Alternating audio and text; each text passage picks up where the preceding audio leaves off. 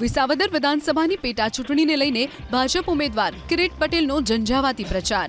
બિલખાના ભલગામ અને આસપાસના ગ્રામ્ય વિસ્તારમાં કિરીટ પટેલ મતદારોને મળ્યા। સાથે જ ભલગામના રામજી મંદિર પર ગ્રામસભા યોજી, જેમાં અલગ અલગ સમાજના અગ્રણીઓ ઉપસ્થિત રહ્યા। ગ્રામસભામાં કિરીટ પટેલે 800 દિવસમાં તમામ પ્રશ્નોના નિરાકરણનું વચન આપ્યું। સાથે જ નામ લીધા વગર કોંગ્રેસ અને આમ આદમી પાર્ટી પર શાબ્દિક પ્રહારો કર્યા। કિરીટ પટેલે કહ્યું કે વિપક્ષના મિત્રો મારા વિરુદ્ધ ખોટો પ્રચાર કરી રહ્યા છે। વિપક્ષ પાસે કોઈ જ મુદ્દા નથી। જેમને જૂનાગઢ જિલ્લાની તાસીર ખબર નથી તે બધા જ 19 જૂને સાંજે 6 વાગે રવાના થઈ જશે।